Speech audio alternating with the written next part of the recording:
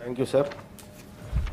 Sir ఇక్కడ మంత్రి గారు చెప్పినటువంటి వివరాలు చూస్తే అధ్యక్ష, సో 3 దఫాలుగా ఇక్కడ అకాల వర్షాల కారణంగా పంట నష్టం జరిగినట్టుగా ప్రభుత్వం సమాధానం చెప్తుంది సార్.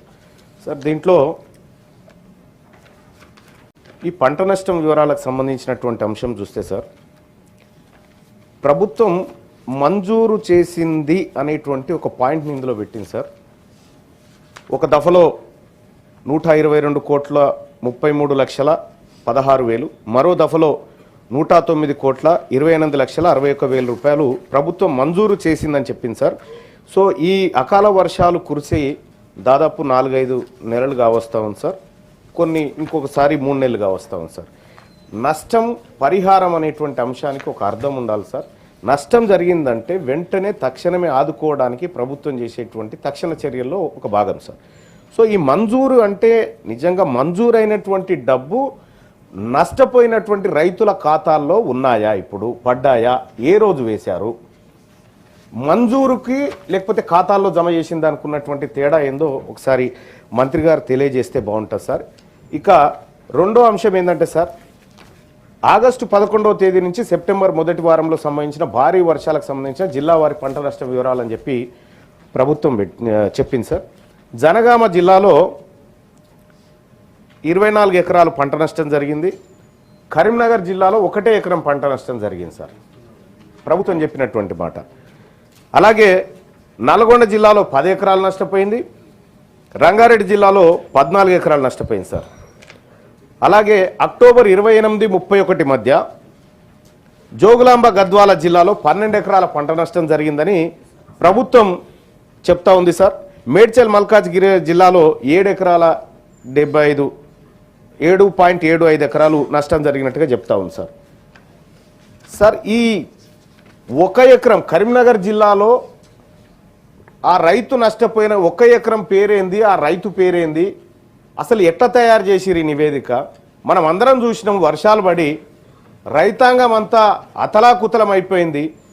గౌరవ ముఖ్యమంత్రి గారే హెలికాప్టర్లో పర్యటన చేసి పరిస్థితిని సమీక్షించిండ్రు. వ్యవసాయ అధికారులు క్షేత్రస్థాయిలోకి పోయారా ఈ అంచనాలు వేయడానికి? లేదు అనంటే ఆఫీసులలో రాసుకొచ్చినటువంటి లెక్కలు ఇవి. ఈ 2 అంశాలు తేలాలి సార్. ఇక అలాగే సార్ మూడో సార్, సెప్టెంబర్ 2025 11వ తేదీ నుంచి అక్టోబర్ 7వ తేదీ మధ్య అకాల వర్షాలు సంభవించినాయి సార్. తద్వారా 24,592 మంది రైతులు ఎఫెక్ట్ అయినారని చెప్పి చెప్తా ఉన్నారు సార్. సార్ దానికి ఇప్పటి వరకు అంటే ఇంకా డబ్బుల విషయంలో అంచనా వేశారు తప్ప కానీ దానికి ఎలాంటి కనీసం ఈ మంజూరు అనేటువంటి పదం కూడా కనిపించట్లేదు సార్ అక్కడ. మరి ఈ డబ్బులు కూడా వేస్తారా? ఇప్పటి వరకు ఈ 3 అకాల వర్షాలకి ఎంత నష్టపరిహారం ప్రభుత్వం రైతుల ఖాతాల్లో జమ చేసింది, ఇంకా ఎంత జమ చేయాల్సి ఉంది, ఈ ఫీల్డ్ లెవెల్లో చేసినటువంటి సర్వేలో ఏ పారామీటర్స్ వాడారు, గ్రౌండ్ సర్వేనా లేకపోతే కాగితాలకే పరిమితమైందా, పొలాల్లోకి వెళ్ళి ఫీల్డ్ సర్వేలు చేయాల్సినటువంటి అవసరం ఉంది, అటువంటి విధానం ఏమైనా చేసిందా ఈ ప్రభుత్వం? సార్ ఇక పంట నష్టం విషయానికి వస్తే ఒక రైతుకు 5 ఎకరాలు ఉంటుంది సార్. అందులో 2 ఎకరాలు పోతుంది ఒక ఆయనకు, లేదంటే 1 ఎకరం పోతుంది, లేదంటే 3 ఎకరాలు, లేదంటే మొత్తం 5 ఎకరాలు పోతుంది. అలా 100% పంట లాస్ అయిన రైతుల సంఖ్య ఎంత, లేదంటే కొద్దిగా పాక్షికంగా నష్టపోయినటువంటి రైతుల సంఖ్య ఎంత, ఈ వివరాలని ప్రభుత్వం చెప్పాల్సి ఉండే సార్. ఇంక ఇందులో కనిపించడం లేదు. తదుపరి మంత్రి గారు ఆ వివరాలు చెప్తారని అనుకుంటా ఉన్నాను సార్. ఇక అలాగే సార్ ఇప్పుడు పంట నష్టపోతే 10,000 రూపాయలు పరిహారం అని చెప్తా ఉన్నాం సార్. ఒక ఎకరాకు 10,000 రూపాయలతోటి సార్, నేను పూర్తి స్థాయిలో 10,000 రూపాయలతోటి ఆ ఎకరం మళ్ళీ బాగుపడుతుందని చెప్పడానికి కూడా లేదు సార్. కానీ రైతు విషయంలో మాత్రం కొంత ఎక్కువ ఇవ్వాల్సినటువంటి అవసరం ఉండే సార్. 10,000 రూపాయలతోని విత్తనాలు ఏం కొనుక్కుంటాడు, ఎరువులు ఏం కొనుక్కుంటాడు, ఒక 2 రోజులు ట్రాక్టర్ పెడితేనే ఆ 10,000 రూపాయలు ఖర్చు అవుతున్నటువంటి పరిస్థితి. సో మరి రైతుకు పెట్టుబడి కింద ఈ 10,000 రూపాయలు సరిపోతాయా, లేకపోతే రాష్ట్ర ప్రభుత్వం ఎన్నో ఖర్చులు చేస్తూ ఉన్నాం సార్, మనం ఎన్నెన్నో ఖర్చులు చేస్తూ ఉన్నాం, రైతుల విషయంలో కొద్దిగా ఎక్కువ ఖర్చు చేయడం వల్ల వచ్చే నష్టం ఏం లేదు. రైతు ఎందుకంటే తెలంగాణ రాష్ట్రం 60% వ్యవసాయ ఆధారిత రాష్ట్రం సార్. 60% వ్యవసాయ ఆధారిత రాష్ట్రంలో రైతుల సంక్షేమానికి రాష్ట్ర ప్రభుత్వం రాజీ పడకుండా నిధులు ఖర్చు చేయాల్సినటువంటి అవసరం ఉంది సార్. సో మరి ఇప్పుడు ఎకరాకు ఎంత సరిపోతుంది సార్? ఎన్ని విత్తనాల విషయంలో పంట నష్టం జరిగినటువంటి రైతులకు ఏమైనా ప్రత్యేక సబ్సిడీలు ఇస్తా ఉన్నారా? లేదంటే ఎరువుల పంపిణీ విధానంలో ఏమైనా ప్రత్యేక చొరవ తీసుకుంటా ఉన్నారా? మరి ఆ రైతులు ఆగమైనటువంటి రైతులను ఆదుకోవడంలో తెలంగాణ రాష్ట్ర ప్రభుత్వం చొరవ చూపాల్సినటువంటి అవసరం ఉంది సార్. ఇక అలాగే సార్ ఇప్పుడు పంట నష్టపోయినటువంటి రైతుల జాబితా ఇచ్చారు సార్. దాదాపుగా 2,40,412 మంది రైతులు ఈ అకాల వర్షాల కారణంగా నష్టపోయినట్టుగా నివేదికలు చెప్తా ఉన్నాయి సార్. సార్ ఇందులో కౌలు రైతుల సంఖ్య ఏది సార్?